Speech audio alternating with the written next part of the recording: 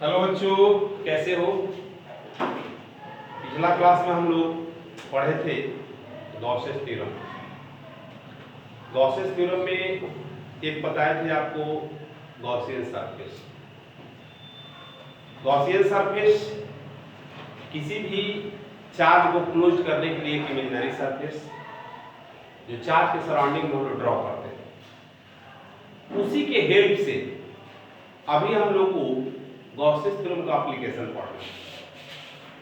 ठीक है, Gauss's theorem हम लोग पढ़े थे, याद होगा तुम लोग को, कि total electric flux over any close surface. देखो ये इंटीग्रेशन है, इंटीग्रेशन के ऊपर ये सर्कल है, एक क्लोज सरफेस बताता है।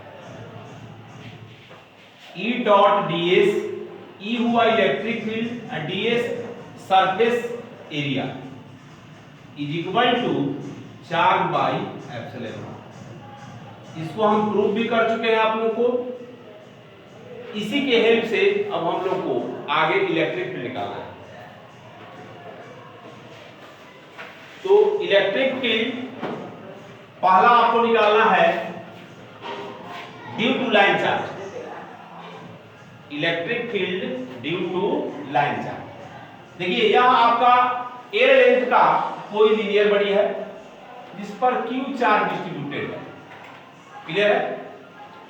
तो इसमें आपको जब भी आपको निकलेगा इलेक्ट्रिक फील्ड, ध्यान कीजिएगा डेंसिटी के टर्म में, चार्ज डेंसिटी के टर्म में। ये तो आपका हो गया पहला, गॉसेस थ्योरम को हेल्प लेना है। ठीक है। दूसरा आपका चार्ज डेंसिटी को भी हेल्प में लेना है। चार्ज डेंसिटी याद करो, इसमें पहला फर्स्ट बताए थे हम लोग linear charge density. Linear charge density जिसको बोलते हैं लैम्डा, और ये हो गया चार्ज बाय लेंथ। दूसरा आपका है सरफेस चार्ज डेंसिटी, पढ़ाया हुआ है जी, वीडियो में वीडियो अपलोड है। सरफेस चार्ज डेंसिटी जिसको बोलते हैं sigma, charge per unit area. अब एरिया चाहे ए लो चाहे एस लो, जो लेना है आप लीजिए, सरफेस एरिया। और सी में आपका है volume charge density. Volume charge density, ठीक है। इसको हम लोग क्या बोलते हैं, रो, चार्ज पर यूनिट वॉल्यूम। तो यहां जब भी इलेक्ट्रिक फील्ड निकलेगा तो इसी के टर्म में, लैम्डा के टर्म में, सिग्मा के टर्म में और रो के टर्म में। क्लियर है। तो पहले हम लोग चल रहे हैं फर्स्ट में। देखो ये सब आया हुआ है क्वेश्चन बीबीआई,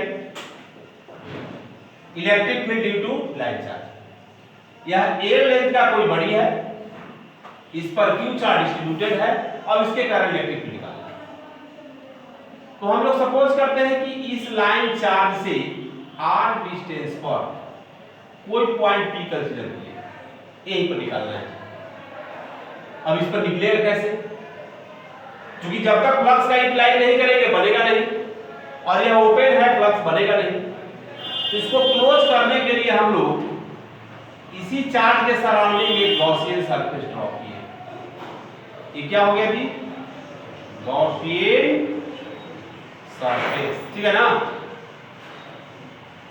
यह गॉसियन सरफेस इधर भी होगा, जितना दूर पर यह है उतना ही दूर पर इधर भी होगा। ये बन गया गॉसियन सरफेस। अब यह जस्ट लाइक क्या बना, सिलेंडर। क्लियर है। ये क्या बना, सिलेंडर। तो हम लोग लेट सपोज तो करेंगे, पहले निकाल के बता देते हैं। अब यहीं पर एक हम लोग एलिमेंट एरिया लेंगे। देखो यह element area surface ds,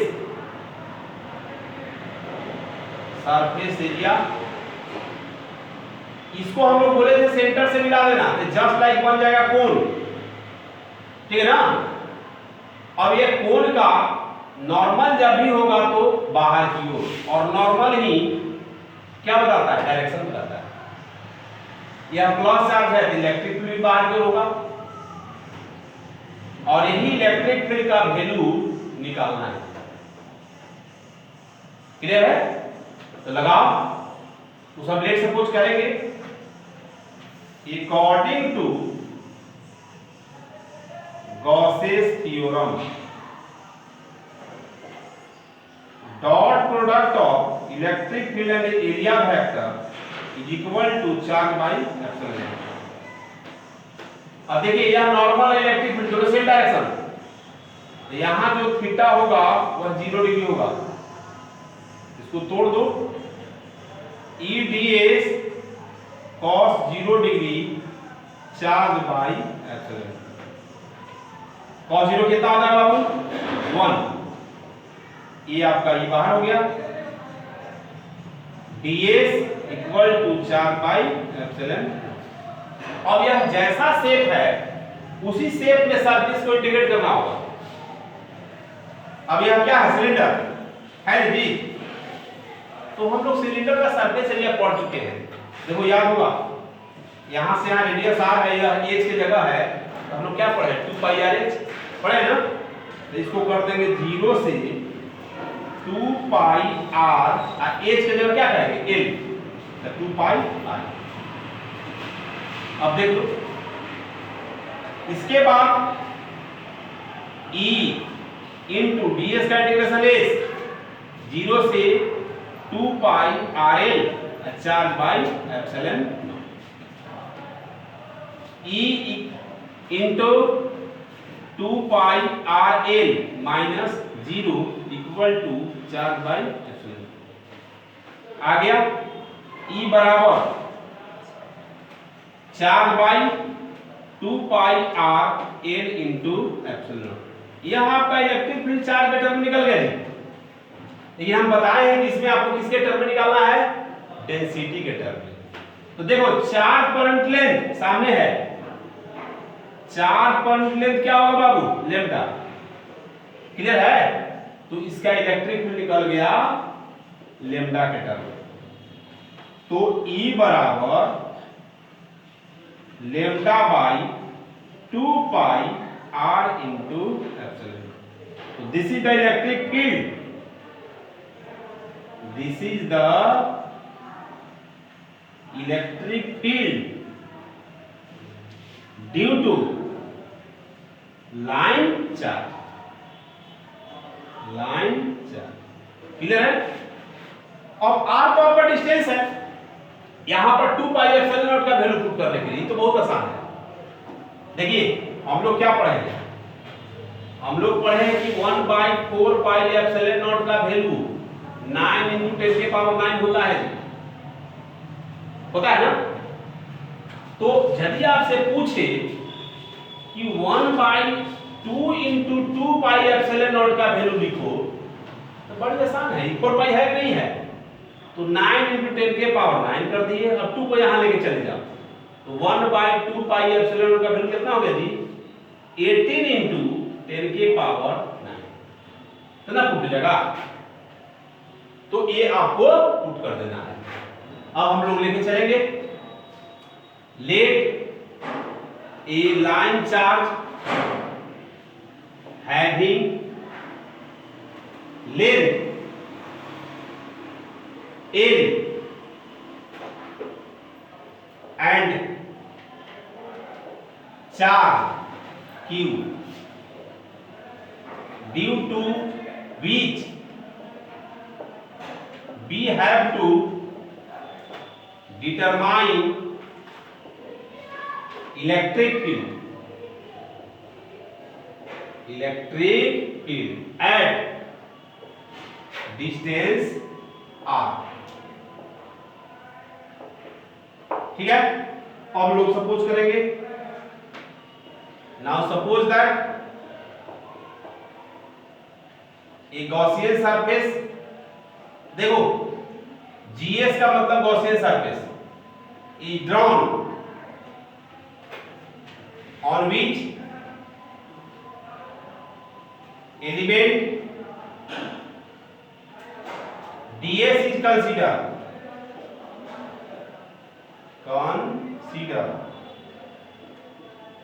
then from the figure ये आपका निकल गया। पहले इसको नोट करो, उसके बाद आगे।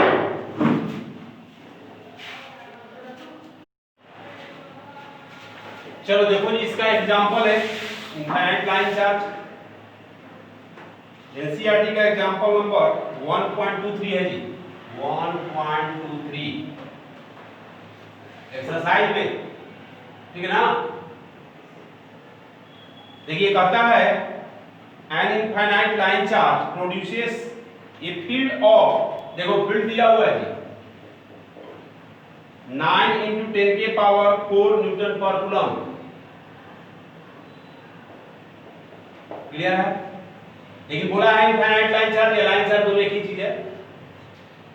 अब आपसे कह रहा है at a distance of 2 cm, यानी r, यहां से r डिस्टेंस पर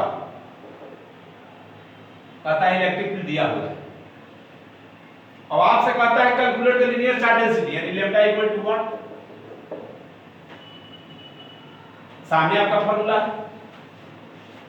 ये फिगर बनाना चाहता है तो बना सकता है। हम लोग फार्मूला क्या निकालेंगे, as we know that E is equal to lambda by 2 pi r into epsilon naught, lambda निकालना है तो E into 2 pi r epsilon naught equal to lambda।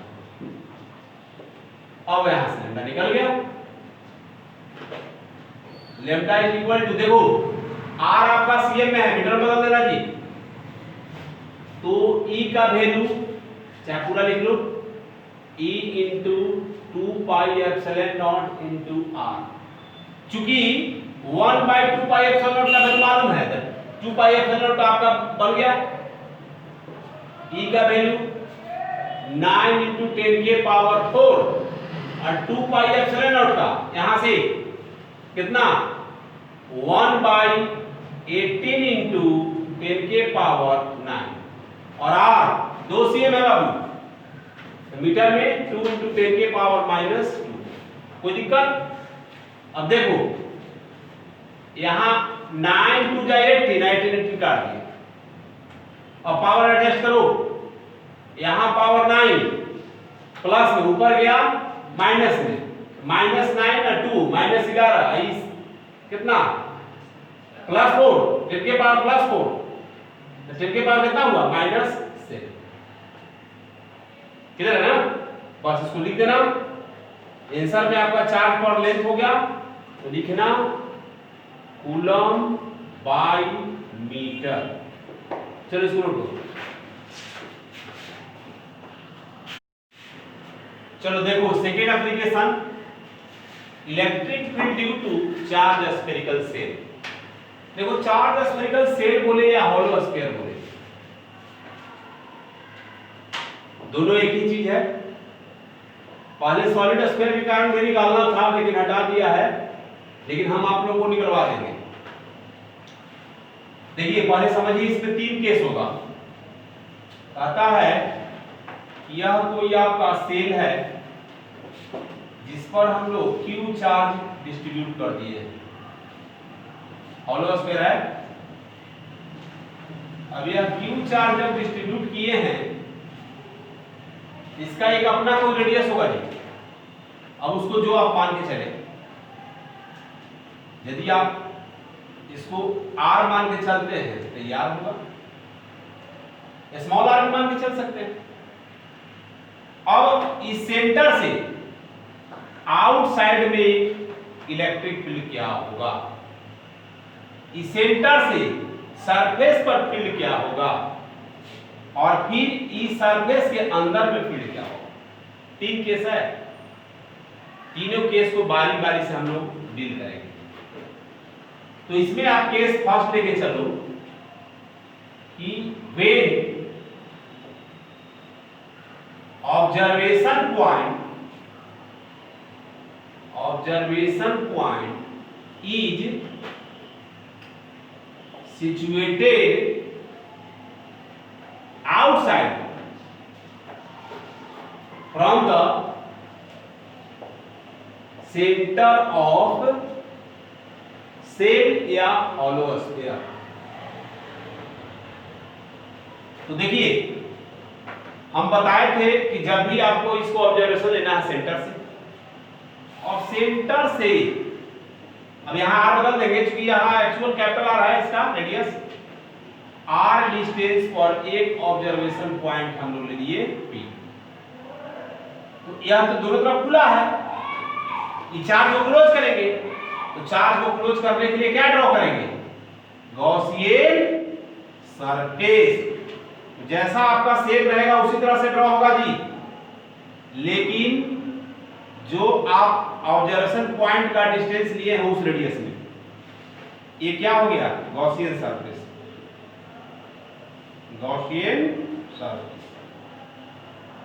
अब देखो लेट सपोज करो, उसके बाद उसी ऐसा सब कुछ है, late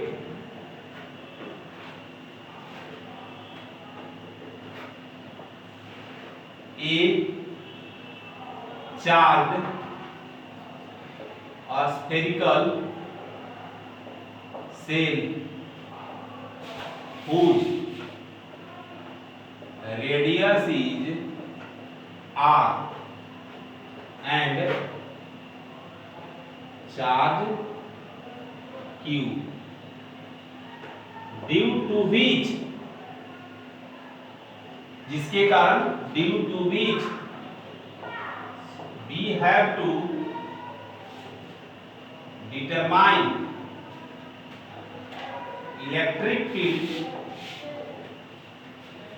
at point P, which is at r distance from the centre. Clear है ना? अब यही पर एलिमेंट हम लोग लेंगे। देखो अब गॉसियन सरफेस पर ही लेना है, हम लोग सपोज कि यह एलिमेंट एरिया, इसको सेंटर से मिला देंगे, ठीक है ना। इसका सरफेस ds नॉर्मल आउटवर्ड और इलेक्ट्रिक फील्ड भी आउटवर्ड, ये निकालना है। एप्लीकेशन करना है गॉसियन थ्योरम का, तो हम लोग लेट सपोज करें, let a Gaussian surface is drawn around the charge on which element area ds is considered, then applying Gauss's theorem, Gaussian theorem. चलो देखो, dot product of electric field area vector is equal to charge by epsilon, ये ना है। अब दोनों same direction, तो E ds cos 0 degree charge by epsilon naught, cos 0 degree का value कितना 1, ई बाहर कर दो, ds equal to 4 by epsilon. अब यह सरफेस एरिया यहां पर कैसा है, स्फीयर का है, तो इसको सरफेस एरिया स्फीयर का देना पड़ेगा लिमिट में। तो starting lower limit 0, upper limit कितना 4 पाई r स्क्वायर। ध्यान देना, यह जिस रेडियस पर आप एलिमेंट एरिया लेंगे उसी का 4 पाई r स्क्वायर करना पड़ेगा। यदि यहां आप लेते तो ये आपका करते, क्योंकि आप जिस पर निकाल रहे हैं उसी को ले लीजिएगा, तो यह हो जाएगा 4 पाई r स्क्वायर। देख लीजिए यार, हम कैपिटल ले चुके हैं, वो अपना रेडियस है, स्मॉल r ये है गॉसियन सरफेस का, तो इसका हो गया therefore e into 4 pi r square 4 by epsilon naught, यानी E is equal to 4/4πr into epsilon. अब आपको बताए थे कि यह तो इलेक्ट्रिक फील्ड निकल गया, लेकिन इलेक्ट्रिक फील्ड इसमें जब भी निकलेगा डेंसिटी के टर्म में, तो यह सरफेस चार्ज है। तो सरफेस चार्ज में आपको बताए थे, याद करो कि सिग्मा बराबर चार्ज बाई एरिया। अब एरिया किसका लेंगे यहां पर, ध्यान देना है। एक्चुअल में चार्ज गॉसियन सरफेस पर डिस्ट्रीब्यूटेड नहीं है, एक्चुअल में उसके सरफेस पर डिस्ट्रीब्यूटेड है, इसलिए उसका रेडियस लेना होगा। तो यहां आप सिग्मा जो पुट करेंगे वो 4/4πr², एक्चुअल वाला भाग। अब यहां से चार्ज का वैल्यू निकाल देंगे तो सिग्मा इनटू क्या होगा, 4πr², यानी E is equal to sigma into 4πr² divided by 4π small r² into epsilon naught. यहां दिखा देना स्मॉल r यहां ग्रेटर है कैपिटल R से, क्योंकि स्मॉल r रेडियस किसका है, गॉसियन सरफेस का। तो यहां से 4π कैंसिल, यानी E बराबर sigma into r² divided by epsilon not into r²। This is the electric field. ठीक है, चलो इसको नोट करो।